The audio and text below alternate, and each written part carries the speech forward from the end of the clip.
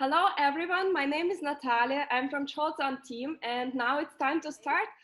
Today our webinar entitled How Businesses in China Reinvented Themselves During the Covid-19. And let me quickly introduce to you who we are and what we are actually doing. So our company called ChoZan, and ChoZan is your business school for China. We help our clients to increase expertise about the Chinese market, Chinese modern consumers, and Chinese social media. We help to do a strategy in the post coronavirus period, and we also do expert calls, and we also organize trainings for your team to support you during this uncertain time. And today, as a speaker for our webinar, we have Amy Chon and Wendy Chen. I think that many of you have already know who Amy is, but just let me once again introduce her to you. So Amy has over 4 years of experience with Chinese social media.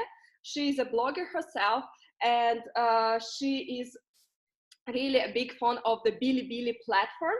And she has done trainings for big corporations with a focus on the latest trends and insights about modern Chinese consumers. And many of you know Amy via our China Marketing Circle. It's a private community for China watchers. Wendy has over 2 years of experience on social media marketing projects, and she helps brands to understand how to leverage on Weibo and also niche social media platforms such as Bilibili, Kuaishou, Mafanbo, and many others. So for those who have seen our last webinar, so maybe more familiar with me. So before I move to today's subjects, I would like to update you guys about the current situations in China right now. So we all know that the outbreak of the coronavirus actually happened in China at the beginning of this year, and it has been almost 2 to 3 months. But thanks to all the policies and also restrictions made by the government, now the infected number seems is under control, and people are actually getting more and more confident to go out and also go back to the normal life and go to the workplace and etc. And we can also see that just a few days ago, if I doesn't remember I don't remember exactly date, but the Wuhan province government, they released an announcement saying that on the 8th of April, people who have been confined or locked down in the Wuhan province now are able to go out of the Wuhan provinces, and as long as they have a healthy code with them. So basically we can see that everything is getting better and better right now, and almost I think according to Alibaba's data, the Alipay, they have been witness an increase of over 1,000% for 600 brands in the past weeks. So people are actually getting more and more, let's say, confident to go out and consume offline, and things are actually getting much more better than the previous months. So a lot of business are actually also gradually recovering from the past few months. But without making efforts at the beginning, I believe that they cannot survive till now. So today we're gonna look into 3 major industries in China and see how those Chinese corporate cope with the crisis that might also happen in other countries. And we will see what kind of innovative solution they have come up with that was learning. So we can move to the first one is the retail. So we all know that retail is one of the most severely hit industry in the past months. Like people will not go out, will not dine out, will not go to places where people gathering, right? So for a lot of offline retail business, they have the major problem is they cannot maintain the operation. It's hard for them to resume. And we can see that the most important thing is that they cannot have enough money in, and they cannot pay their employee salaries. and the cash flow is one of the biggest difficulty for them, of course. But on the other hand, we can see some new retail stores. For example, the most iconic one, Fresh Hippo, which owned by Alibaba, they actually received a lot of online orders. As we all know that less people would go to offline stores and more people would order online. So Fresh People, they actually received tons of online orders during the past few months. But at the same time, they don't have enough labor forces to deliver the food to their customers. So we can see a surplus employees in some offline retail stores, but a lack of labor forces in some new retail stores.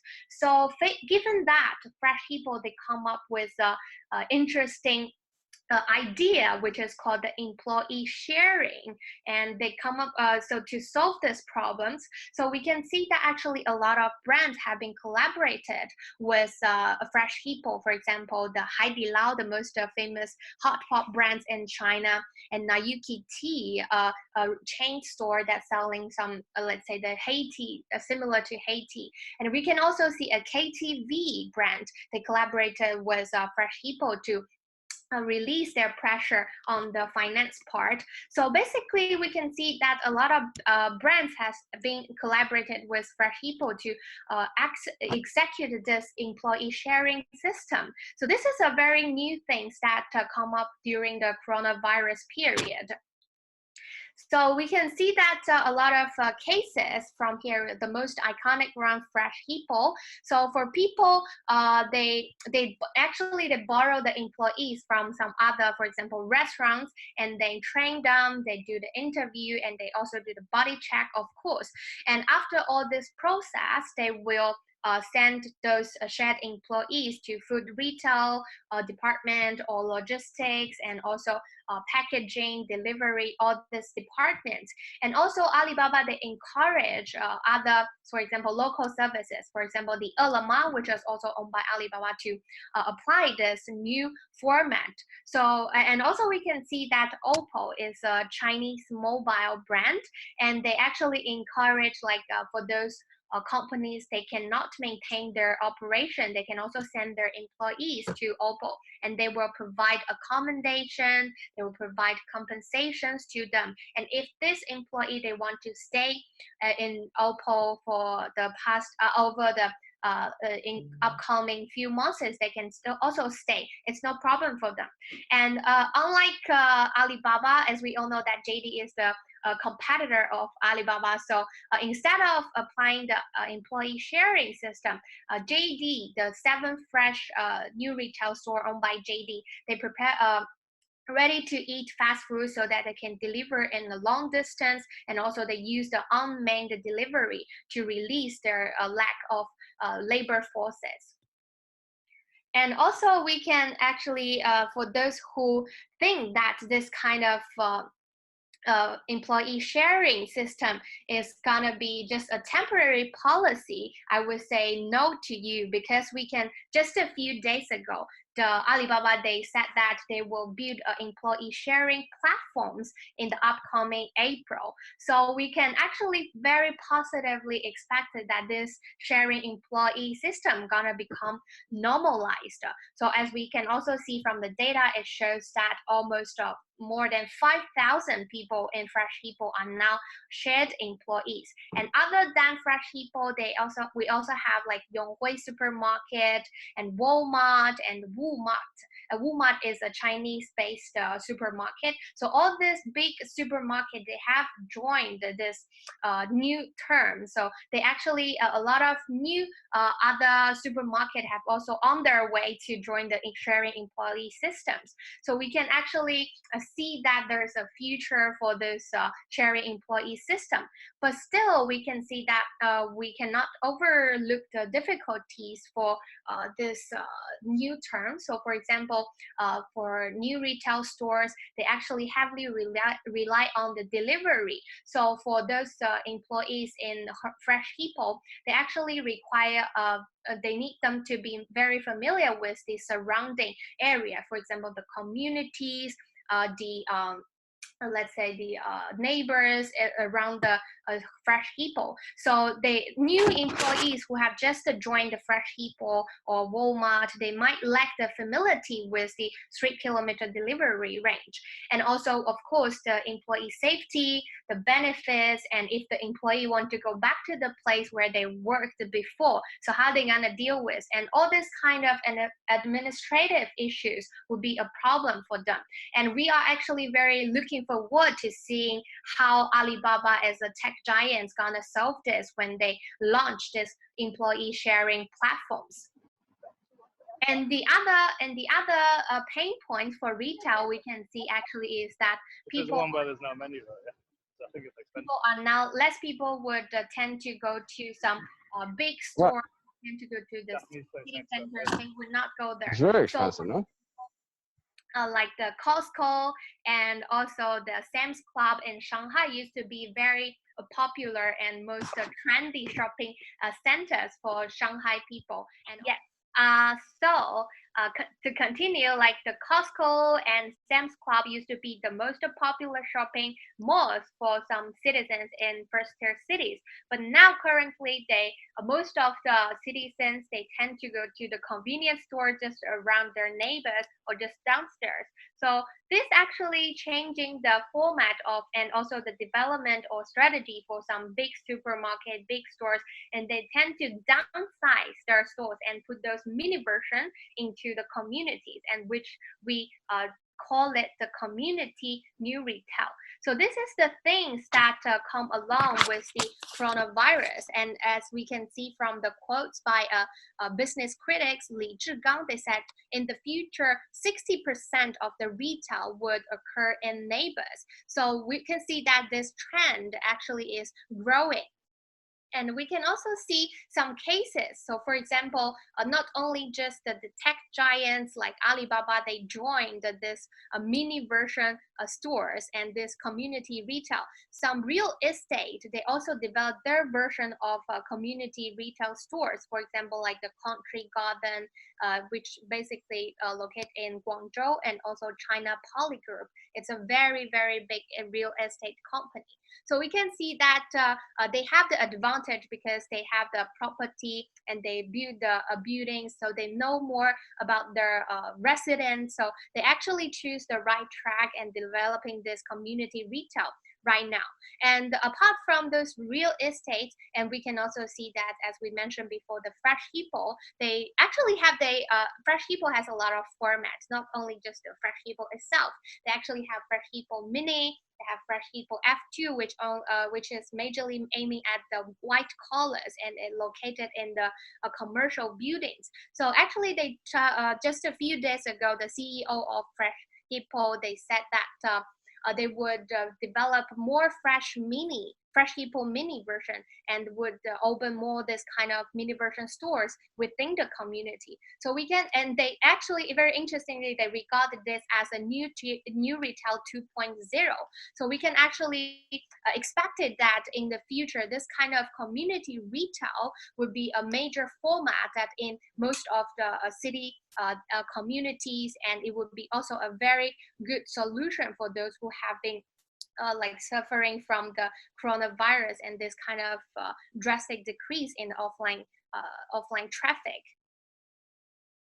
And then we move to the entertainment. So we can see that currently a lot of business, they address that their money are not able to support them to run over 3 months.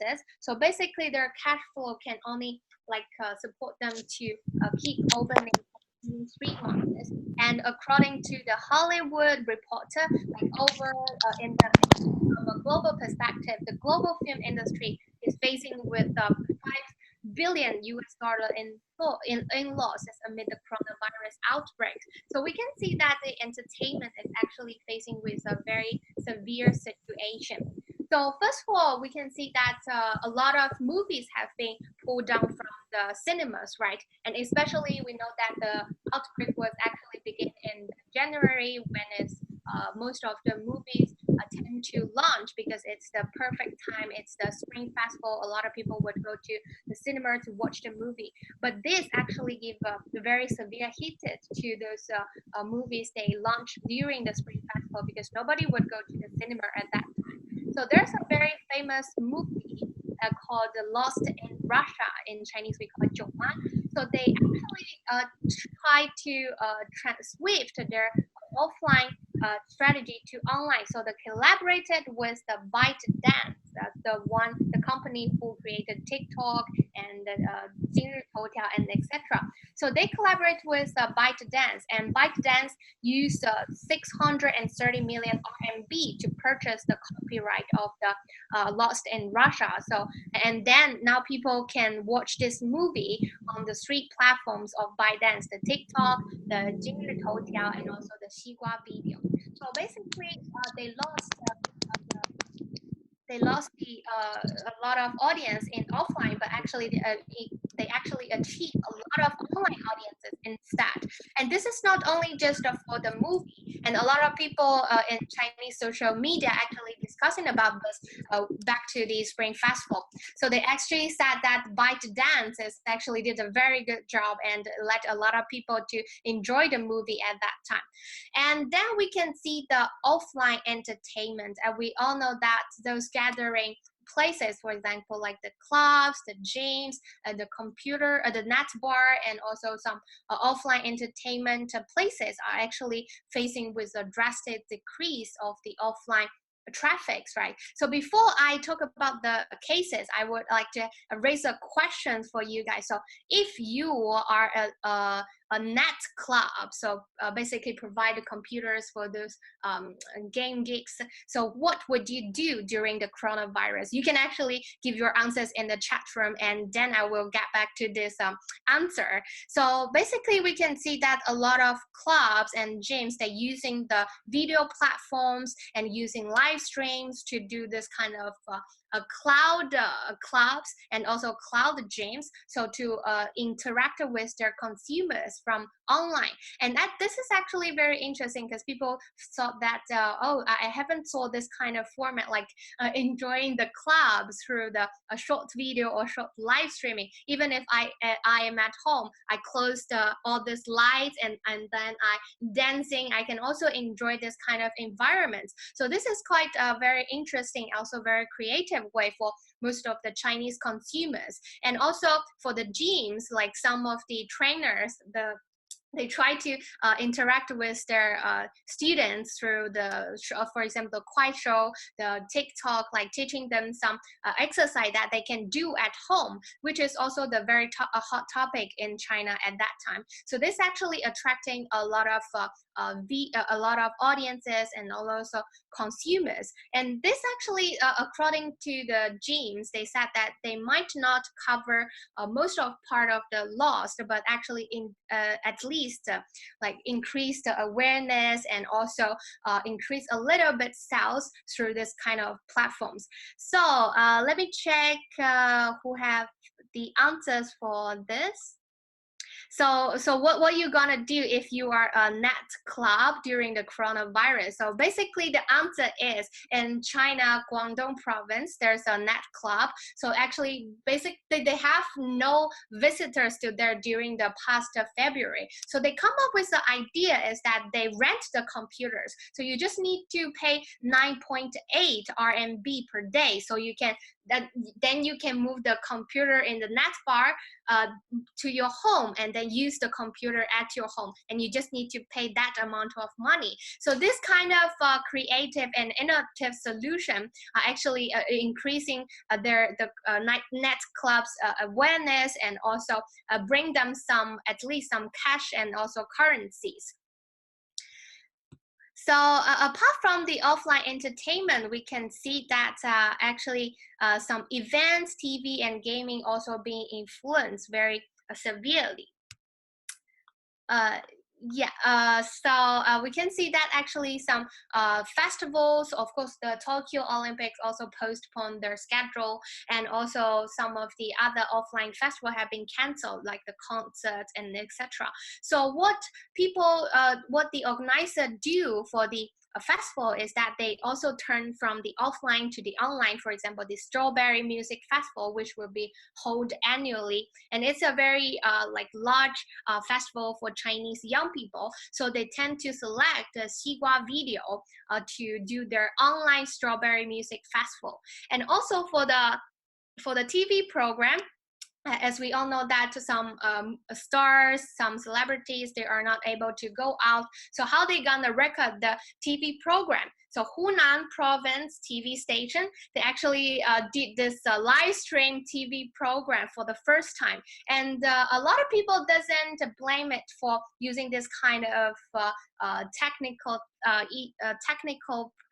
things to do this TV program. But actually, a lot of people are discussing on the Weibo, on WeChat, saying that, wow, how creative the Hunan Province TV station is. And they are actually really appreciate and feel this kind of format quite interesting.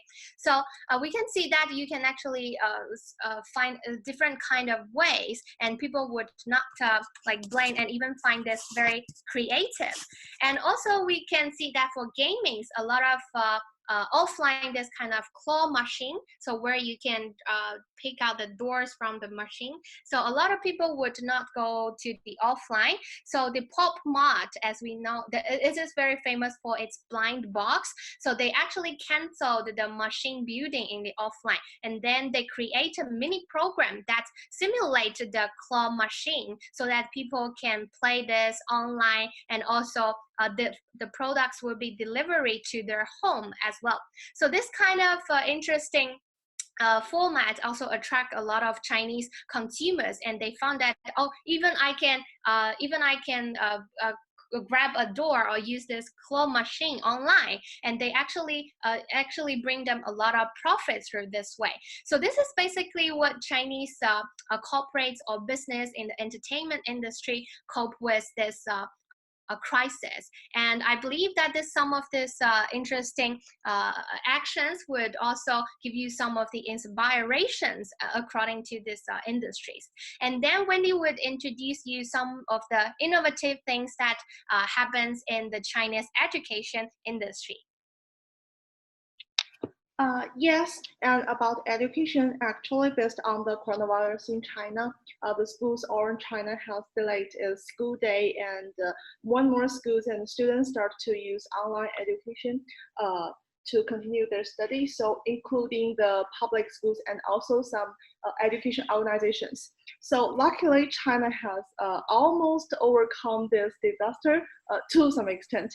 After almost 2 months pause of the people's lives, China's official education organization has announced that the official school day. So although the date varies, they're all around the end of March to the middle of April.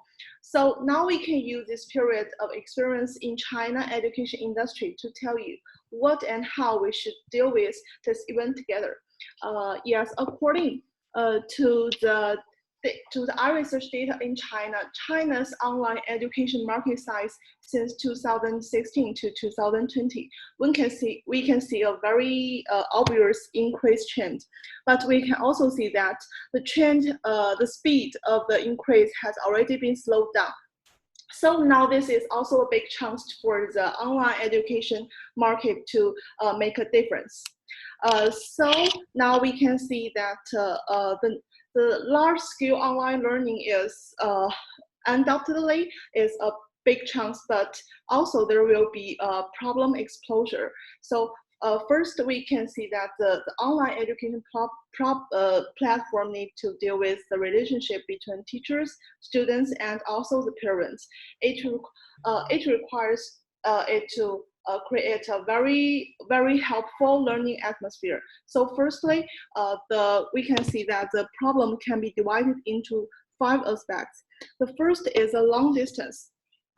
In the long distance scenario, platforms need more ways to adjust for a good learning atmosphere for students, which also requires parents' help. And second, it is difficult to organize sufficient teaching and training contents in a very short period of time to ensure the quality of all live streaming courses. And the third is limited teacher resources are difficult to provide a high quality service for a large scale of student users. And the increase of users also can cause a certain burden on the stability of the back-end system and affected the fluency of the app. And the last one is the operating instructions for new users. In most of the apps now, it's not very clear, so we need also to improve it for the new users. So how to resolve these 4 problems? We come up with 4 solutions in this period. So it is the social function and user loyalty and the fragmented learning and also customized products and the platform characteristics.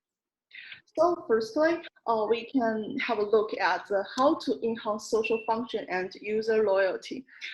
Basically, the online education, the difference between the online education and the offline education, it is a learning atmosphere. It is in the offline education, it is you are in a class, so enhance the social functions is very important.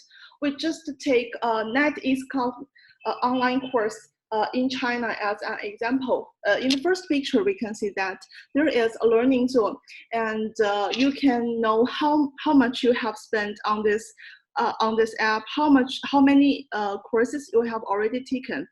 So this is a very normal function. Many apps have this function, but so we need to pay attention to the next 2 pictures. In the home page, you can see that there is a button called promotion to make money. When you click the button, you can see many courses under this button, like the PS courses, the AE courses, and also the AR learning courses. We look at the first one, the PS courses. The PS courses counts for 199 RMB. So when you share this course to your friend or in a WeChat group, you can get back 39 RMB in return. So which means you can only spend 160 RMB to learn this course. It is very interesting because when you share this to your friend and you get back to learn this one, and your friends share this to their friends, so it can build a very positive cycle. The interaction, sharing, and cooperation of users in the learning process often have a lot of knowledge beyond the curriculum. So such social interaction value-added service can effectively increase user retention and user stickiness. So the second one, we all know that with the popularity of mobile internet, users have gradually developed the habit of fragmented reading. So which means that before you can use 20 minutes to read an article and grab one information, but now we only have 20 seconds to grab one information from a very short post or a picture. So this means that the demand for studying with fragmented time is increasing. Among them, college students and officers are the majority of this demand. So meet their fragmented learning requirement is very important. Because fragmented learning can effectively relax users instead of fearing them, make the learning experience easier, and the teaching methods are more various. So NetEase Cloud online class also has a large amount of fragmented learning courses through short videos, short modules, or the text. At the same time, and they use their AI technology to form a knowledge map. The contents of fragmented information is connected in series from the easy to hard different degrees. So it will come to users according to a systematic path, which solve the biggest problem of fragmented reading. You cannot build a very strong structure of your learning.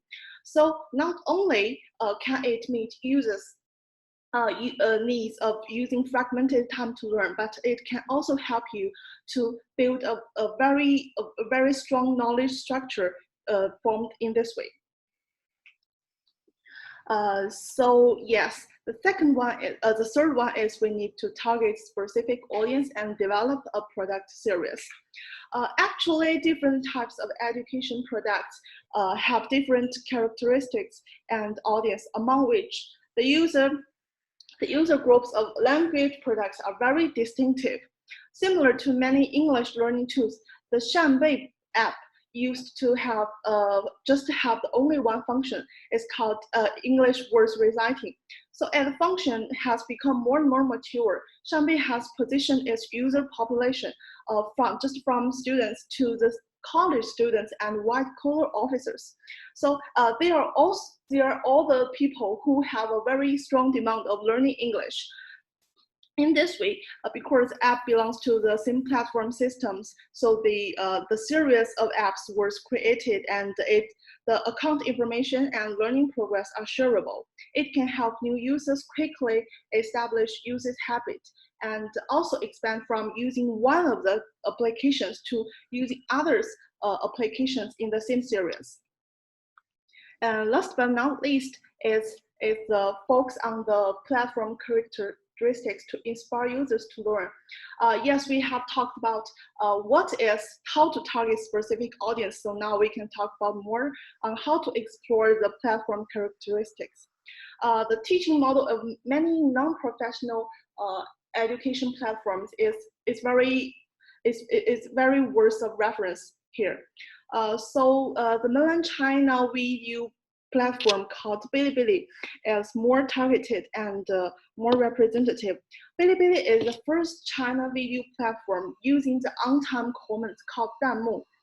It means you send this comments on the screen when you are watching video, and then the people who are also watching this video can also see your comments at the same time.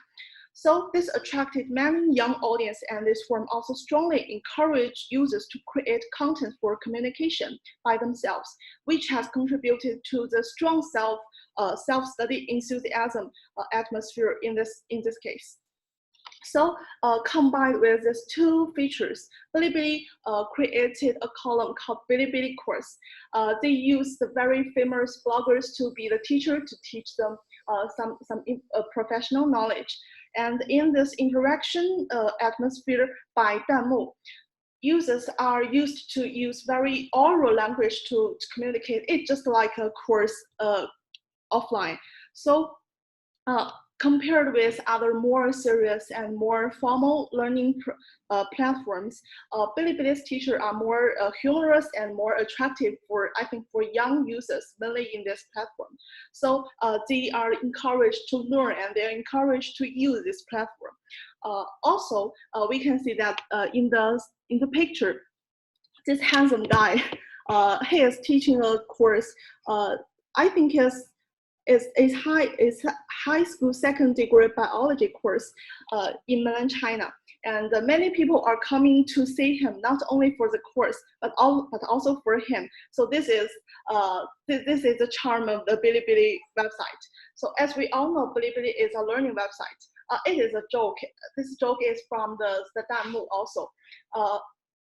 The sentence and when borrowed later, which has further promoted the spread of platform education attributes.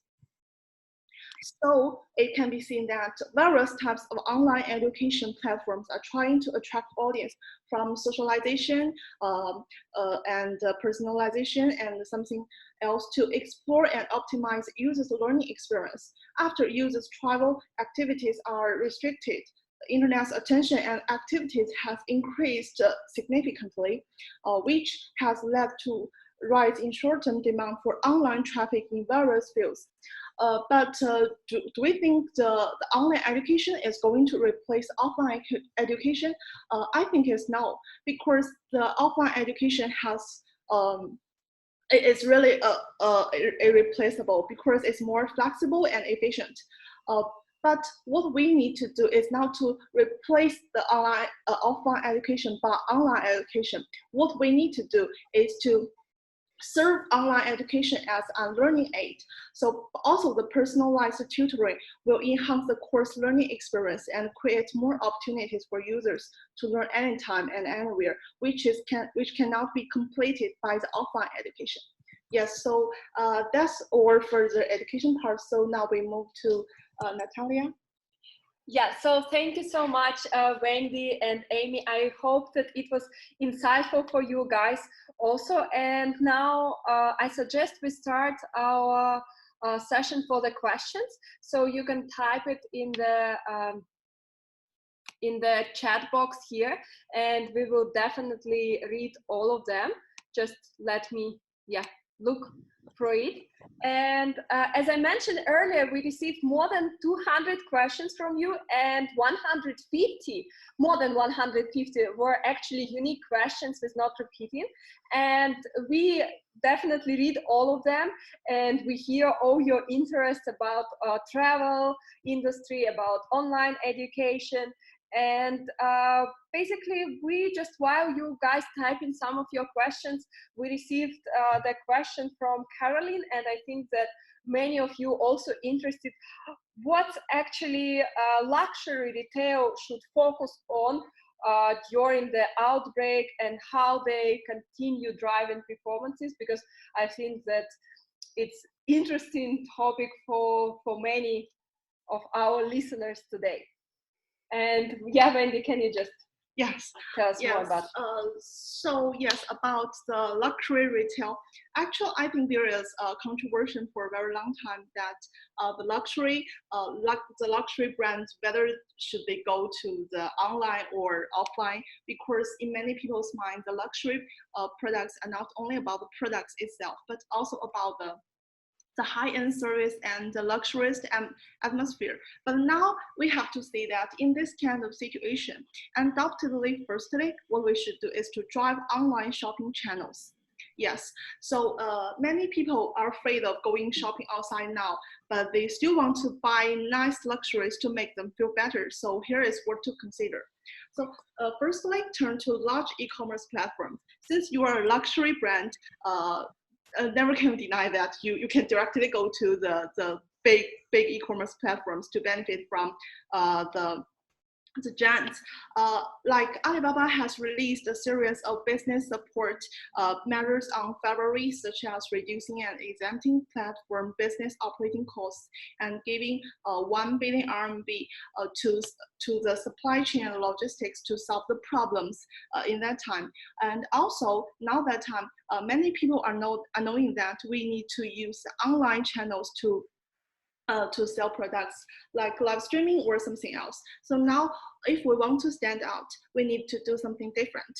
Like we're shopping in physical stores combined with online more.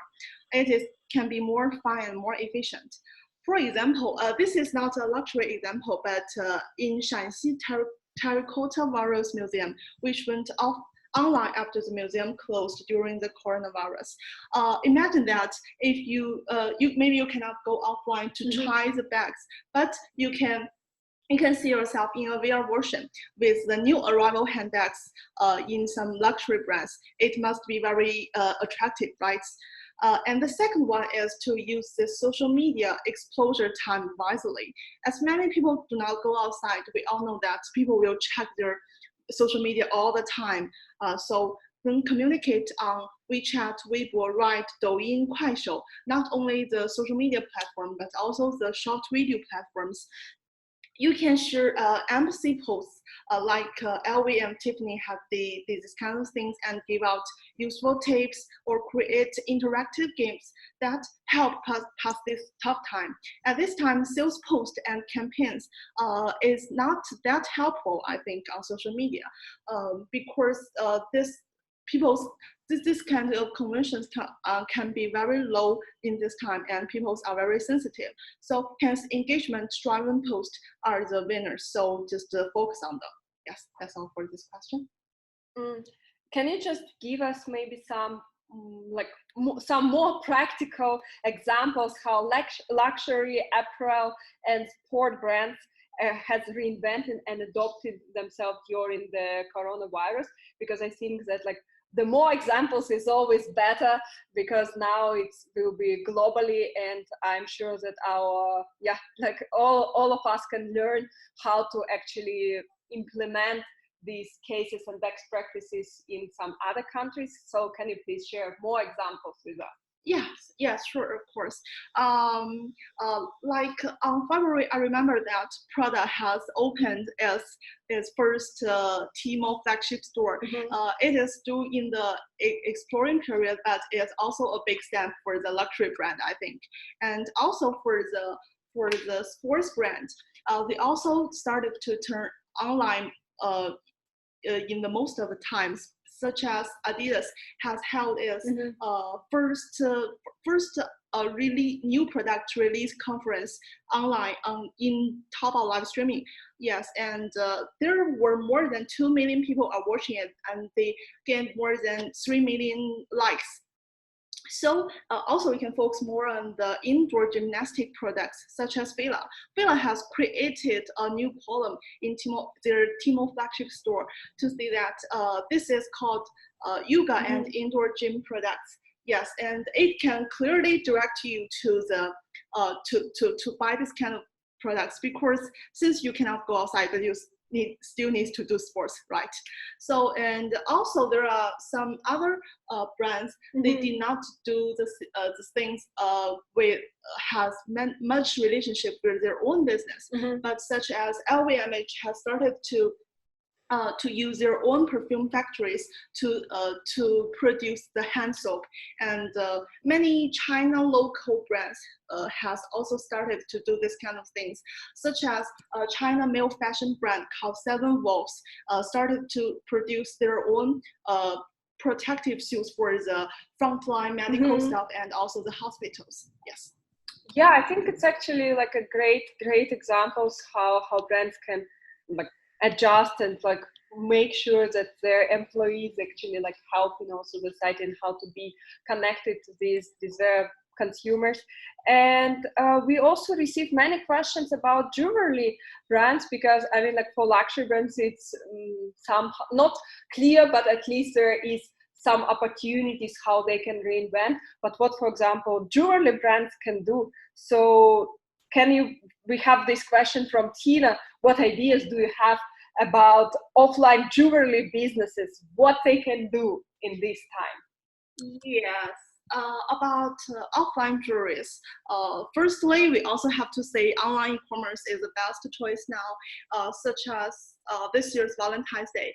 Although this year's Valentine's Day, we cannot spend a very sweet time together with your boyfriend or girlfriend, but you still need to give a gift to them, right? So according to the I Promise, is a jewelry brand from China. They said that in this year's Valentine's Day, it is different from last year. Many consumers decided to order online and use the contactless delivery to their own homes. According to the data provided by the I Promise, this year's Valentine's Day, the brand sales achieved 8 times compared with last year. And also their Tmall flagship store reached more than 300% of sale increasement. So, and because due to the epidemic now, many consumers cannot go offline stores to buy the things. So I Promise also offered a kind of service. It's like you ordered on Valentine's Day, you can also receive it on Valentine's Day. And when you take the e-ticket from the Tmall flagship store, you can go to their offline stores for the product repair, refund, and also the product changes, all is fine. And the second one is the digitalization. Many brands are starting to using the live streaming methods to selling products, such as very famous jewelry brands in China, Zhou Dafu, Zhou Shengsheng, and they cooperated with Suning e-commerce platforms on March 15th, yes, to do the live streaming to sell their own products. They also gained a very good result, I think. Yes. Yeah, we are just guys reading also your chat questions, and there are like some questions about some other offline businesses, and I think that here it's also will be suitable to ask another question about like food and beverages businesses which are also offline, and and their business model and the concept actually based on bringing people together, like restaurants, cafes, bars, and some other like gathering together for food and beverages businesses, how they can survive in this time, what they need to do. And yeah, I think that it's also will be interesting because we are now speaking about some examples how brands from different industries adjusting offline models to online. Yes, and about the food and beverage industries, just as Amy mentioned in the retail part, we just give some very cool examples here to show what did the Chinese food and beverage brands did in this situation. So firstly, we can see that Budweiser, the alcohol brand, they started to produce the alcohol hand soap in China, just as the LVMH did. And also like Haidilao. Haidilao is the most famous hot pot brand in China, and people are very like their perfect service. So, but now nobody will go outside to eat hot pot together. Mm-hmm. So they started to sell the dishes in Chinese dishes. It is again very good reputation because people not worry about their safety, their clean issues. So this is a very good step for them to adjust their policy. And the last one is the McDonald's in China, because we can see that in this case, many fast food brands did a really good job using the contactless delivery. Just because every day. They started with the staff temperature testing and also the masks, tapes, and also the disinfection. They make all the information very clear to the public. And at the same time, when people order the McDonald's delivery, there will be card on their order package. The card with the delivery people temperature, name, and also the chef's temperature and name. All the information will be very transparent, so make the people feel safe to use McDonald's. And also in February, of course, many restaurants didn't get back to work in this time. So McDonald's cooperated with many companies that they started to offer different kinds of foods for their employees. So and use contactless delivery. This is very useful, efficient, and very safe. Yes. Mm-hmm. I also see in the chat box that there is a questions actually related to this one, and you also, like you just now in detail explain about the transparency and some sharing resources. And Amy was also talking today about the shared employee, and I think that it will be the right time also to answer to Evie's question about how the business models will work for a shared platform after COVID-19. And the question itself is, the employee sharing will be almost like an agency third party that hires employees on a contract them, or like what actually will happen with this business model? And can you please explain a little bit more in detail how it's work? Yes, so basically for my understanding, as we know that for the retail stores, the main point is that they lack of people to deliver the food. So my thought is that when they, after building this sharing employee platforms, they would first actually hiring sharing employee to do the delivery issues. So you can actually refer to Didi, the taxi hiring platforms. You know that. So it's like a similar to Didi. So people are not hired by Didi company, right? They just sign a contract saying that I would obey this rules, this kind of restrictions, and it would also works for the sharing employee platform. So whenever there's an order saying that I need to delivery from this Herma Fresh People store to that community or that neighbor, then the sharing employees would go, for example, checking his mobile phone and say, oh, I have time for this order, so I can click, oh, I would take this order, and then he run to the Fresh People and then deliver the food to the customer. So it was, from my opinion, it would works like this. So basically, they would trying to use this, apply the sharing employee platforms in the delivery process. So this is basically my expectation for this platform. But I think that Alibaba, with so much think tank and this kind of wisdom, they must come up with a better and more comprehensive platform. So we can actually looking forward to that. So this is basically my interpretation for your question. Yeah, I think it will be like excited time for all of us to see what will be the channels, modules, and how it's actually will operate. And I think that Nino, I'm sorry if I'm pronouncing the name incorrectly. Nino asked us a question: which of the new business models, channels of sales tools are thriving now, and which we believe will be successful after the COVID emergency? And I think that it's closely related to the digitalization. And I think that, yeah, the question to Wendy, which emerging technologies now will be the game changers, and basically how it will operate with these technologies, which technologies we need to pay attention to.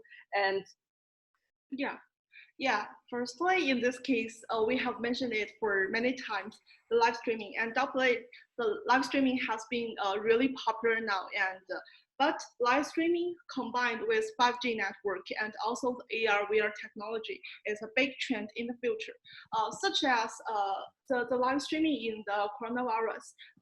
It is about the hospital building in Wuhan. The live streaming was done by the Kuaishou cooperated with CCTV in China. So you can see the process, how the hospital was built during the process, and also you can also send that. Like I mentioned before, you can see how much I like this process and what else do we want to watch. So this is a very interactive way for people, not only for the audience, but also for the official to know what kind of more things do you want. And also, yes, this is oh, okay.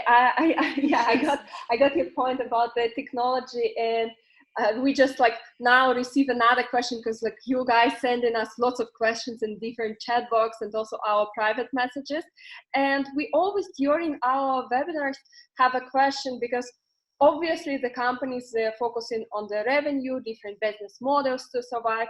And the last webinar, we spoke about it. And today we also have a questions about the social responsibility, which is like emerging now, and what's actually, how brands can deal with it, how they need to operate this sentiment, and like to care also about their customers. And will social responsibility be as the top of the company's values, or how it will be basically incorporated? Yes, I think many people now thinking about that company social responsibility is a very, very big thing. You have to donate money, you have to donate materials in this situation. But actually, the first thing you have to do is to feel what consumers feel, because it's not so many companies have so much money to donation and to product the materials for the frontline medical stuff. So you have to promote your own cash flow first. But the most efficient and the easiest way is to use your social media platform to talk empathy about empathy posts, and to communicate with others, to post some useful encouragement information, and also to touch them. If you have other sources, of course you can donate things to support them. And if your company is doing some online service, just like Dingding belongs to Alibaba, you can definitely reduce the access standard to improve your own service quality, for like to let more people to use this kind of service for free. Not only you can show your company social responsibility, but also you can gain a very good brand awareness, such as Dingding and Tencent Meeting, this kind of online service app. They all doing the same things. They try to improve the user experience. Like they started to use the filters. You can use filters in the meeting, and you can make yourself look beautiful in this meeting. And also I think they improved their the number of meeting people limitation from 100 to 300 for free. Yes. Yeah, as we now actually start talking about the social responsibility and empathy, I have a question to Amy, because Amy is like closely monitoring through China marketing circle, like the consumers trends. And can you please share with us your opinion about the sentiment now in China? basically, do you feel the Chinese recovering, or like how people actually feeling right now? Because like we all know that in Europe now it's happening what was in China like 2 months ago, and I think it will be important for us to understand how people feel after a certain period of time and what's actually the sentiment here.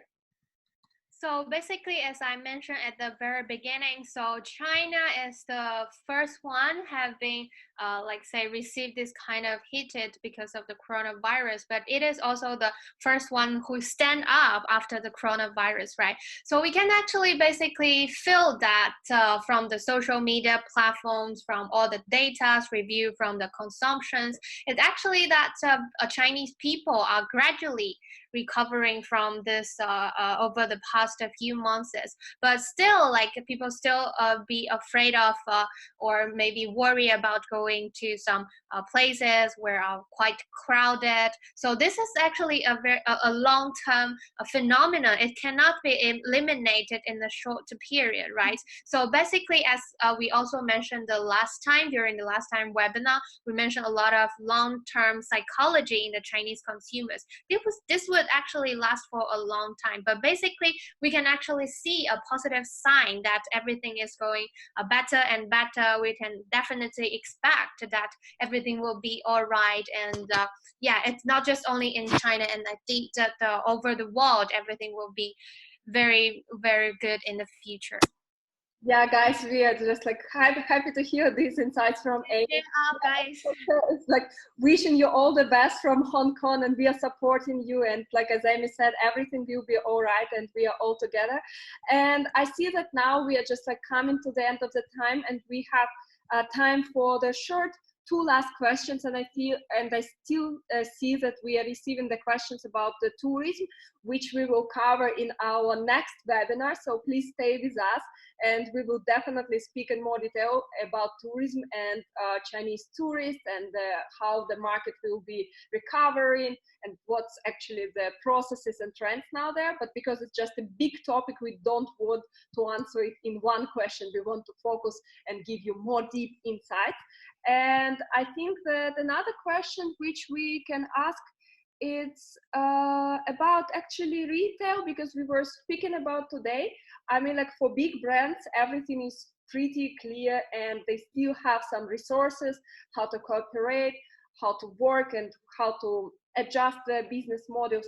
But how actually small retailers can survive, and what's actually some of the most common platforms in China which small retailers can leverage, and how they can actually like do better during this time, and what they're doing.